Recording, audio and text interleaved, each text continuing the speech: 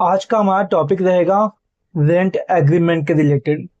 जो काफी लोगों को कंफ्यूजन रहता है, जैसे सर हम इस रेंट एग्रीमेंट को रजिस्टर्ड नोटरी करवाएं या फिर सिंपल नोटरी करवाएं।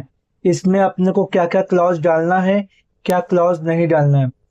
तो इसी पे आज हम चर्चा करेंगे। देखिए क्या होता है ना, कि जैसे दिल्ली मुंबई शहर में रहने वाले लोग जो होते हैं ना, बाहर के लोग 90% लोग रूम रेंट पे लेते हैं। और उनको काफी कंफ्यूजन रहता है कि अगर हम एग्रीमेंट बनाएं तो किस तरह से हम उस एग्रीमेंट को लेके एकदम सेफ रहें, कल को हमारे ऊपर कोई प्रॉब्लम या समस्या ना आए। क्योंकि हम खुद ही कहीं से आए हुए होते हैं, और फिर अगर हमने ऐसे कहीं घर ले लिया और उसमें कुछ प्रॉब्लम हुआ, तो फिर आगे चल के हमारे लिए प्रॉब्लम ना बने। तो इसी पे आज हम उसके बेसिक पॉइंट्स क्या क्या रहेंगे उस पे हम चर्चा करेंगे। जैसे सबसे पहले जो नोटरी का होता है ना, तो डिपेंड करता है कि आप जो भी प्रॉपर्टी ले रहे हो वो कितने महीने के लिए ले रहे हो। अगर आपने उसको 11 महीने के हिसाब से आप प्रॉपर्टी लेते हो, तो उस कंडीशन में आपको रजिस्टर्ड नोटरी करवाना मैंडेटरी नहीं होता है।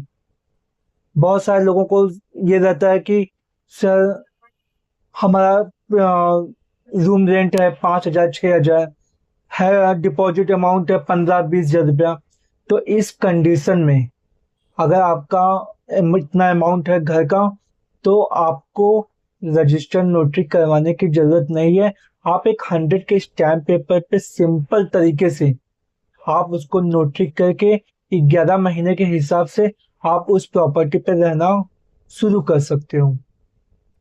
देखिए, जो रेंट एग्रीमेंट रजिस्ट्रेशन एक्ट है ना, वो 1908 में डिफाइन किया गया है।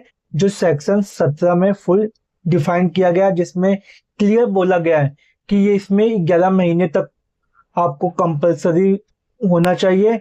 और साथ ही साथ आपका 11 महीने से कम है तो आपको उस कंडीशन में रजिस्टर नोटरी करवाने की मैंडेटरी नहीं है।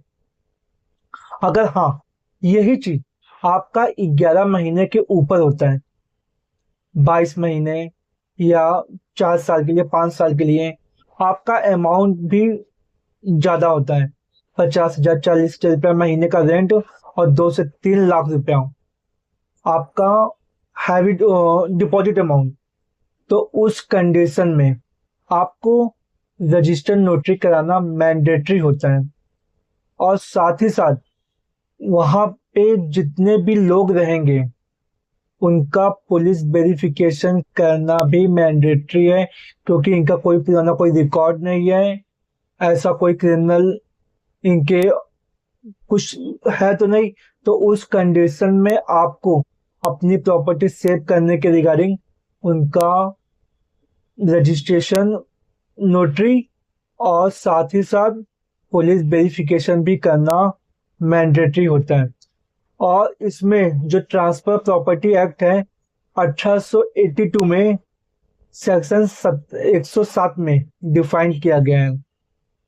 प्रॉपर्टी को हैवी डिपॉजिट पे या फिर 22 महीने या 5 साल के लिए लेते हो, तो उस कंडीशन में आपको उस प्रॉपर्टी का रजिस्टर्ड नोटरी साथ ही साथ पुलिस वेरिफिकेशन कराना मैंडेटरी है।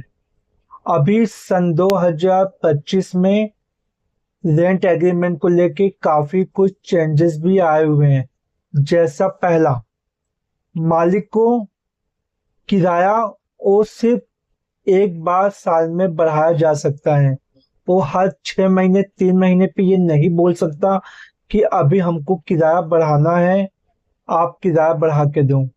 जो आप अपने एग्रीमेंट में बाकायदा मेंशन कर सकते हो। सेकंड पॉइंट, अगर आपको वो घर छोड़ना है या मकान मालिक को घर खाली करवाना है, तो उस कंडीशन में आपको 2 महीने एडवांस में आपको एक नोटिस देगी, जिससे आप 2 महीने के अंदर वो घर खाली करो।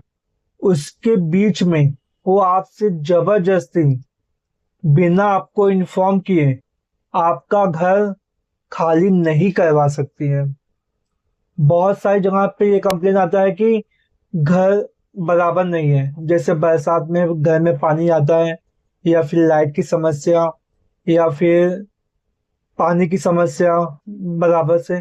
तो उस कंडीशन में आप उसकी भी मरम्मत करवा सकते हो। और अगर मकान मालिक ऐसा नहीं करता है तो आपका जो महीने का रेंट है उस रेंट में वो पैसा कट करवा सकते हो। ऐसा आप अपने रेंट एग्रीमेंट में बाकायदा मेंशन कर दो, क्योंकि ये जो सन 2025 है इसमें काफी कुछ इम्प्लीमेंट हुआ, चेंजेस हुआ है रेंट एग्रीमेंट को लेके। दिल्ली रेंट कंट्रोल एक्ट 1958 है जो रेंट एग्रीमेंट के जैसे चीजों को कंट्रोल करती है। महाराष्ट्र रेंट कंट्रोल एक्ट 1999 है। और साथ ही साथ rent contract act 1872, transfer property act 1882 जिसमें सेक्शन है 105 to 117, registration act 1908 and stamp राज्य। देखिए, आपको रेंट एग्रीमेंट में दो तीन चीज बहुत बेसिक ध्यान देनी होगी।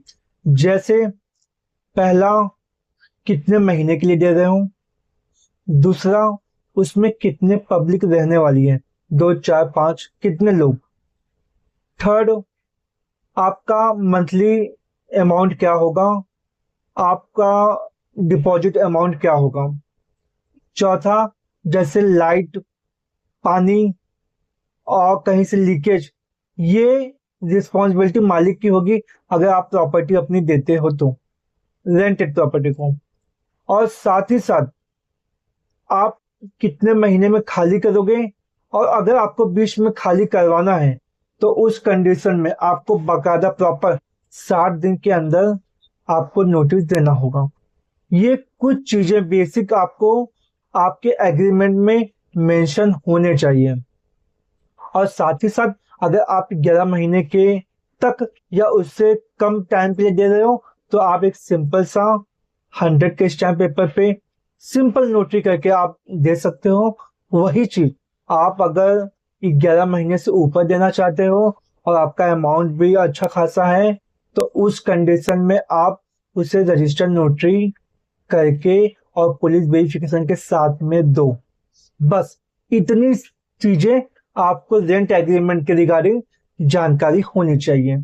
मेरे कैप्शन में मैं सारे डिटेल्स डाल के रखा हूँ, आप एक बार कैप्शन में जाके विजिट कर सकते हो। और साथ ही साथ आपको इतनी सब चीजें जानकारी रहेंगी तो आपको एग्रीमेंट को लेके कोई भी टेंशन लेने की जरूरत नहीं है।